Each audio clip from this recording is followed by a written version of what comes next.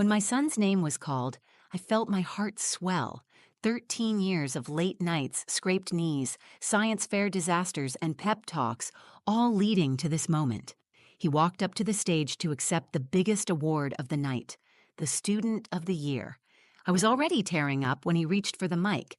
I thought I'd be recording his proudest moment, but then, from the front row, my ex-husband's new wife stood up, snatched the microphone from his hands, and smiled like the moment belonged to her. She turned to the crowd and said, "He only won because of my influence." And the room, God, the room, clapped. They clapped. I didn't say anything. I just smiled. Not because I was okay, but because my son was still on that stage and I wouldn't let her take this moment from him. But then Jalen did something I didn't expect. He reached into his blazer, pulled out a folded piece of paper, and said, "Actually, I wrote a speech for my real role model." The gym fell silent. You could feel the air change, and that's when everything flipped. The gym was already packed when I arrived. Rows of folding chairs stretched across the hardwood floor, and families were crammed into every inch of space. Handmade posters hung on the walls with phrases like, "Shoot for the stars," and "We're proud of you." I found a seat in the third row, not too far back, not too close to the stage. I wanted to see everything but didn't need to be in the spotlight. I held my phone in my lap, camera app open, thumb hovering over the red button. I had been waiting for this night for months. Jalen had been nominated for Student of the Year, the school's highest honor. He didn't know if he would win, but I did. Not because I'm arrogant, but because I've watched this boy show up every single day with a kind heart and a sharp mind. He helped other kids with their homework even when he was tired. He picked up trash in the hallway because he said it made the school feel better. He's that kind of kid, and I'm that kind of mom. I'm Kendra Miles. I'm 38 years old. I teach at a local elementary school. I've been a single mom since Jalen was 7. His father, Darren, left shortly after we bought our first home together. He said he was unhappy and wanted a fresh start. Within a year, he was posting vacation photos with a woman named Talia. 3 years later, they were married. I've never said a bad word about them in front of Jalen. Not once. Even when he came home from their weekends together with expensive sneakers and stories about luxury restaurants, I stayed quiet. I didn't have the money or the lifestyle, but I had consistency. I had love that didn't disappear when it was inconvenient. Talia, on the other hand, made her presence loud. She's the kind of woman who shows up to PTA meetings with designer bags and talks like she's running a PR campaign. She posts pictures with Jalen on social media with hashtags like bonus mom and winning at stepmom life, even though she only sees him a few times a month. It never felt real. It felt like performance. Still, I never challenged her.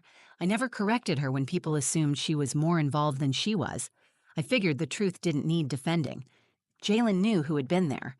But that night, as I sat in that gym, I noticed something.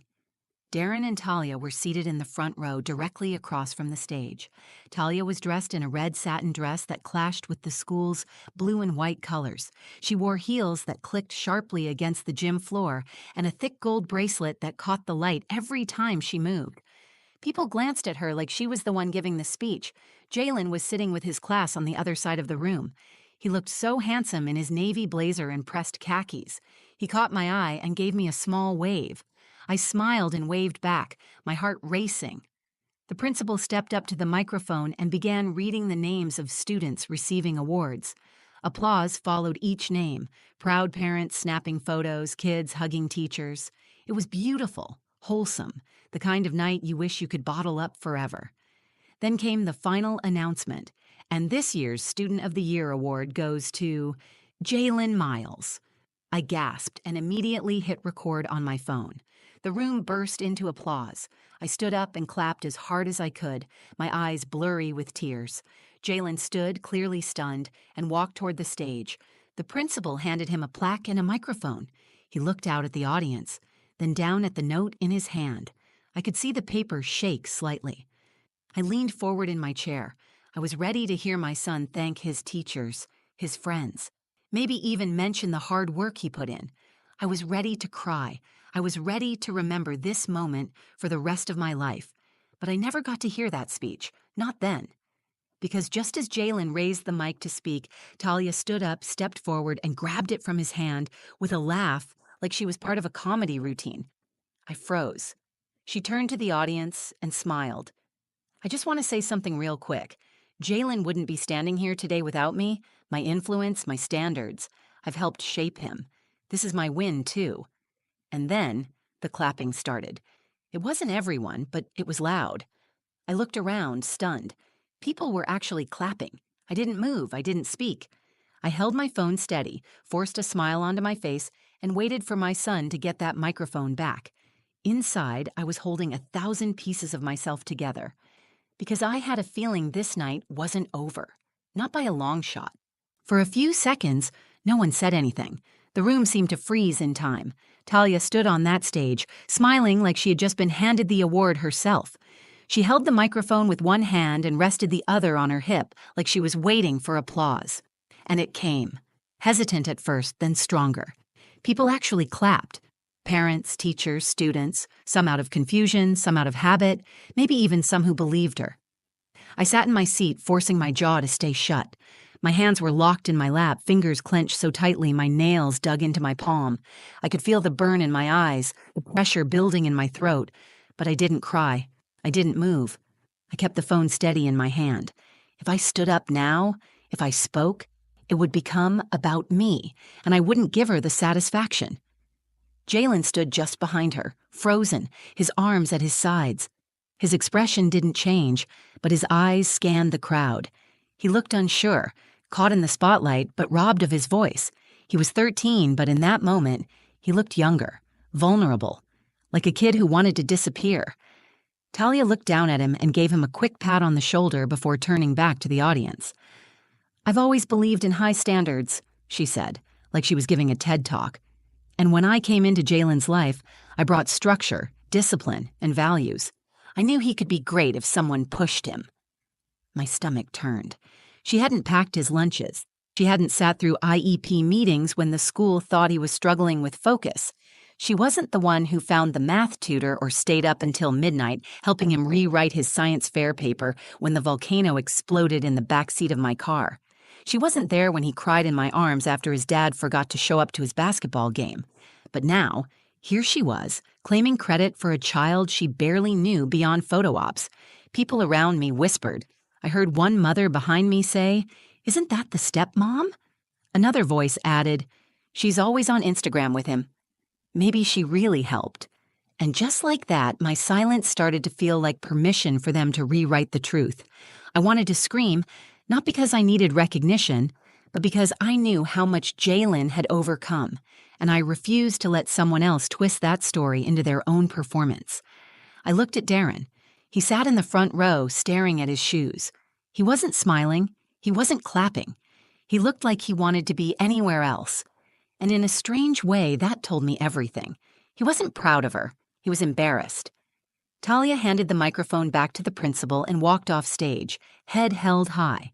She sat down next to Darren, crossed her legs, and leaned back like she had just completed a victory lap. Jalen stepped forward again, the principal handing him the mic with a sympathetic smile.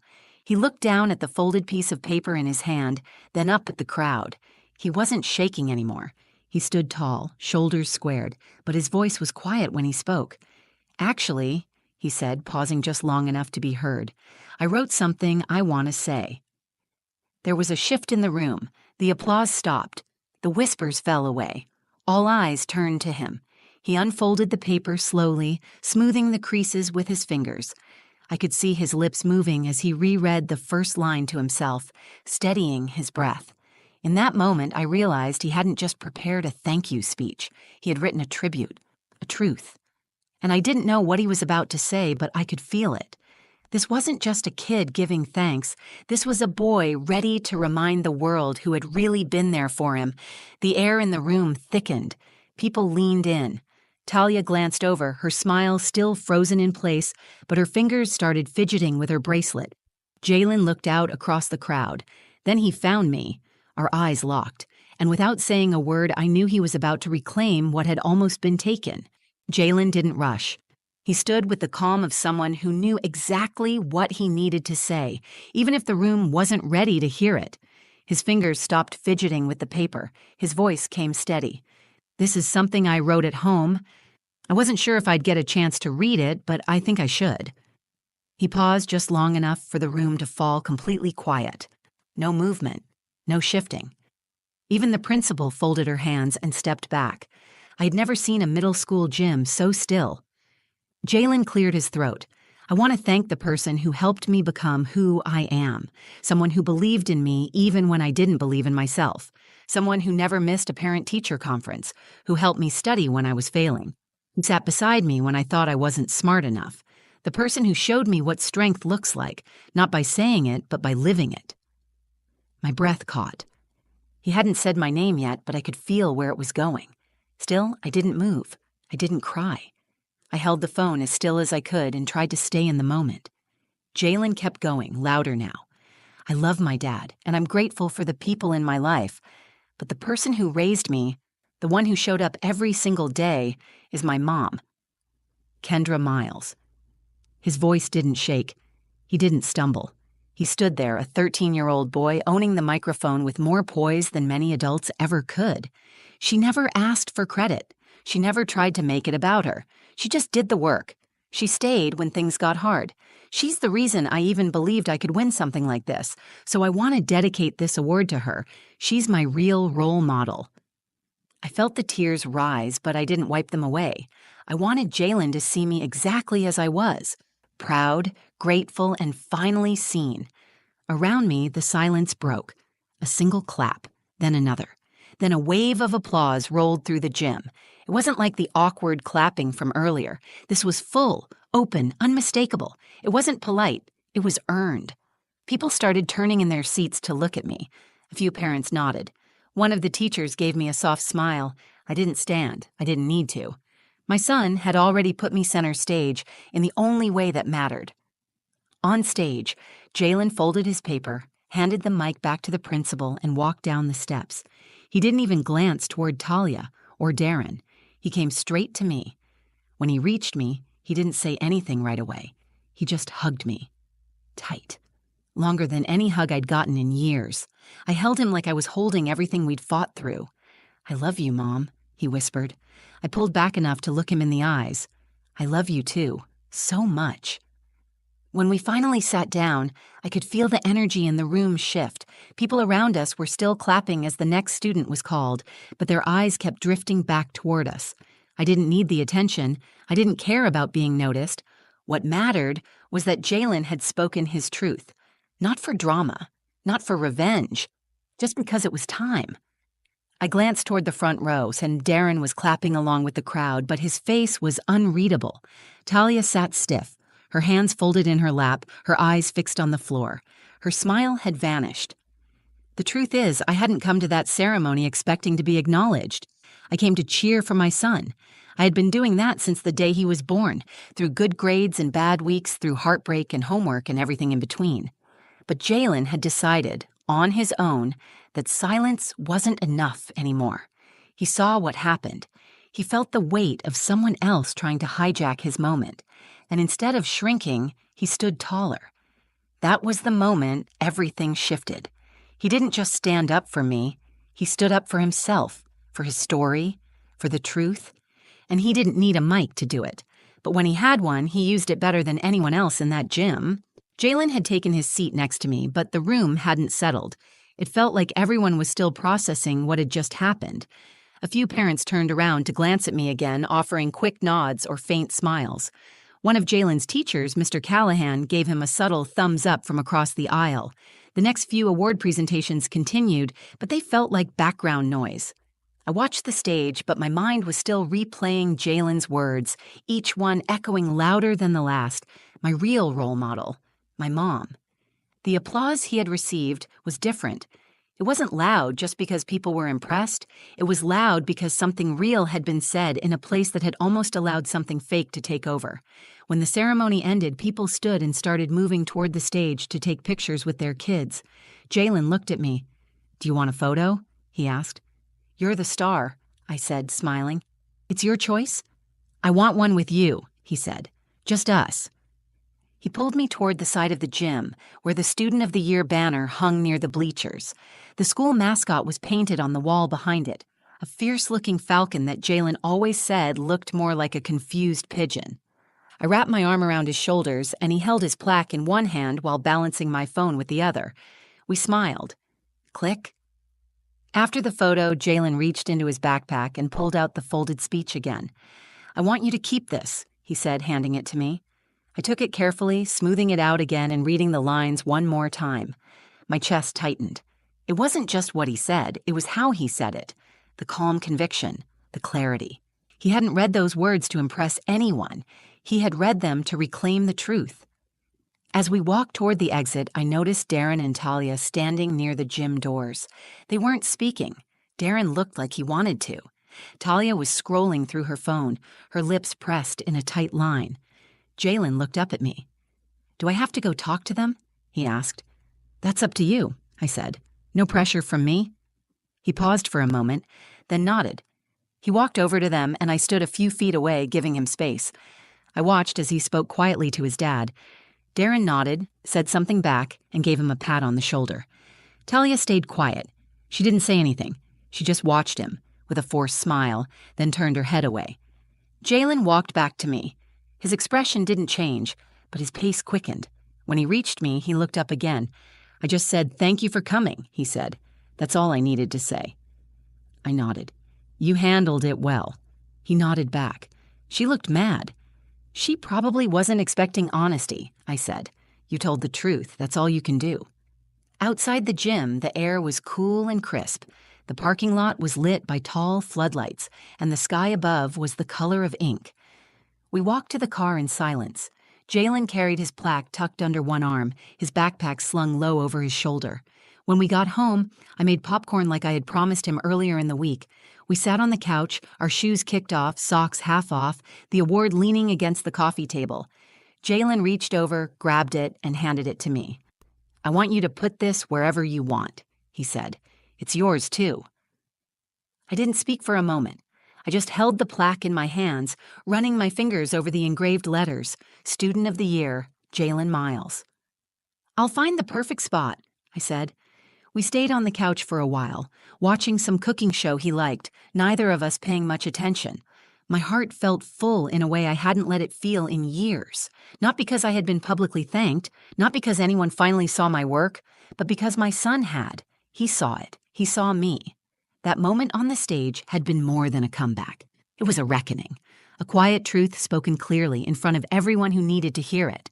And he chose me. Not just in private, but when it mattered. That was the win. The plaque sits on the shelf above our television now, not in a case or behind glass, just sitting there next to a photo of Jalen at 6 years old, missing 2 front teeth, and holding a soccer trophy almost as big as his torso. Sometimes I catch myself staring at it, not because of what it says, but because of what it represents. For years, I moved through motherhood like I was invisible. I didn't have time for recognition or praise. I worked, I showed up, I kept promises. I held Jalen through stomach flu nights and pushed through exhaustion to help him finish homework. I turned down promotions so I could pick him up from school. I budgeted every grocery bill like a puzzle, and through it all, I never asked for thanks. I didn't think I needed it. But that night in the gym, I learned something I didn't expect. Being seen matters. Not by the world, not by people scrolling through curated lives on social media, but by the one person you've poured everything into. When your child sees you, really sees you, not just as the one who drives them to practice or signs permission slips, but as someone who held up their entire world with nothing but sheer will that changes something deep inside. Jalen's words were more than a thank you. They were proof. Proof that I wasn't just surviving all those years. I was building something lasting, something real. The Monday after the ceremony, I walked into my classroom and one of my coworkers pulled me aside.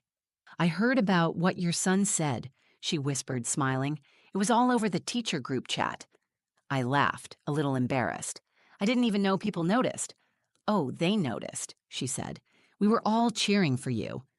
That's when it hit me again.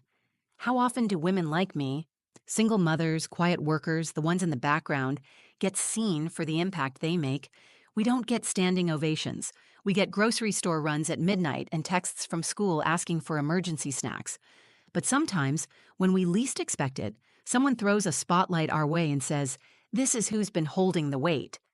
That spotlight didn't come from a stage. It came from a 13-year-old boy who understood the truth. A boy who could have stayed quiet but chose to speak. Since that night, a few things have shifted. Jalen walks a little taller now. He's always been kind, but there's a new confidence in him. The kind that comes from knowing you stood up for what was right and did it with grace. As for me, I haven't changed how I mother. I still pack his lunches, still make him redo messy homework, still remind him to clean under his bed. But something inside feels steadier, more affirmed. I don't second guess myself as much. I don't wonder if I'm doing enough. I know I am. The truth is, Talia's interruption gave Jalen an unexpected choice. He could have let the moment pass. He could have stood quietly and read the version of his speech that everyone expected. But he chose something braver. He chose to tell the truth in a room full of people who might not have understood the full story. He took back a moment that almost got stolen. And in doing that, he gave me something I hadn't realized I needed. Recognition not as a perfect parent, but as a present one. The kind who showed up, who stayed, who mattered. Some people think moments like that only happen in movies, but they don't. They happen in middle school gyms, in quiet houses with microwaved popcorn, in teenage voices cracking with emotion as they name the people who shaped them. They happen when love finally gets a microphone. That night wasn't about revenge. It wasn't about proving someone wrong. It was about a mother and her son standing in the truth they had built together. It was about knowing that real love doesn't ask for the stage, but sometimes it gets handed one anyway, and when it does, it speaks clearly. Because it remembers every night it wasn't seen, and it shines, not in anger, but in gratitude. That was Jalen's moment, but in his words, he gave part of it back to me, and I will carry that forever. If this story moved you even a little, if it reminded you of someone in your life who quietly shows up and gives everything they have without ever asking for credit, share it with them. Let them know they're seen. Leave a comment and tell me, who's your real role model? I read every single one, and your stories matter here. And if you felt something real while watching, hit that like button. It helps more people find this story. Subscribe to the channel for more true stories that don't just entertain, but stay with you. Thank you for spending your time here.